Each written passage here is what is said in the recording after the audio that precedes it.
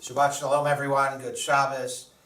As you know, this is a very sacred time of the Jewish calendar called Sfirah. As we have our counting, we count the 50 days between Passover and Shavuot. Shavuot meaning weeks, 7 times 7 weeks, culminating on the 50th day of Shavuot. Passover is now over, and we're in this very important period of time that comes in between. We're counting each day.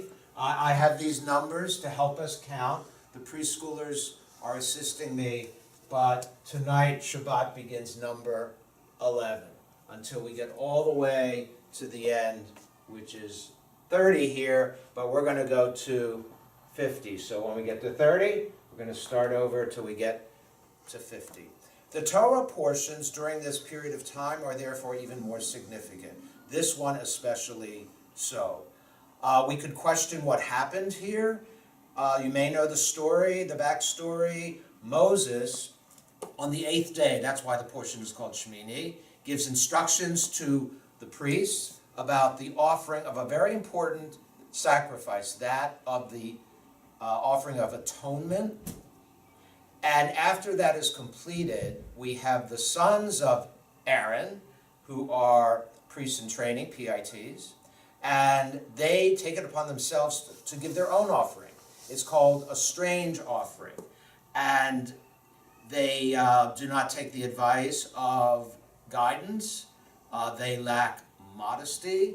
They are not humble. And they offer this strange fire offering.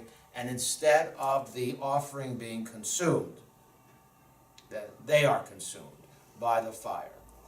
Very, very tragic event. The rabbis speak about this at length.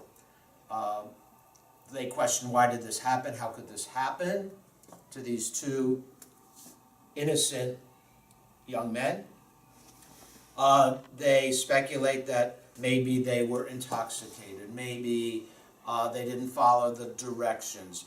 Maybe they did this without being asked to do this. And all of these reasons are invoked. However, I think maybe the real explanation is bad things sometimes just happen, and there is no explanation.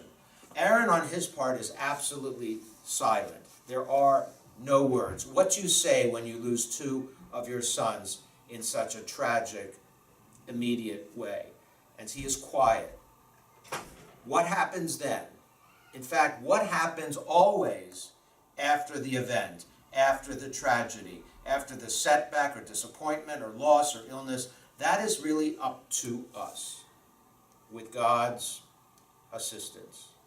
The next step that we take. Are we going to just, crawl up in a bowl and say it's all over and I'm done? Or are we going to try to climb out of this despair and find new hope and renewed faith? And that's actually what Aaron eventually will do. And that's what so many of us try to do. And I have found that if we can get through the bad stuff, the challenges, it's possible to emerge even stronger. Or to quote our president, Michael Shore, if he's listening to this, he compares it to a tree, which we have to prune from time to time. But when the tree, grows again, it's so much stronger, so much fuller, so much more beautiful. In fact, after this event, we get Kedoshim, center of the Torah, holiness code, so that following the tragedy comes the loftiest, most noble message in the Torah. Leviticus chapter 19. So important is this message that it is read on Yom Kippur. And so this portion begins with loss and ends really with uplift, strength, and renewed determination. So come and study it with us this Saturday morning. Let me review what's happening this weekend. A lot of beautiful things. Mini Minyan, Friday night, which begins at 6 o'clock, followed by a beautiful Shabbat dinner, followed by services at 7:30. I want to point out that on Sunday, The community is observing Yom HaShoah, which will be a very powerful service and gathering at Adath Emmanuel in Mount Laurel at 7 p.m. I really am encouraging our members to show their support, especially since I'll be carrying one of our Holocaust Torahs. The Torahs are going to lead the way, Holocaust Torahs from the various synagogues in the area.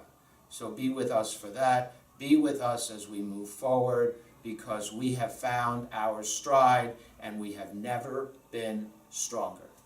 Shabbat Shalom.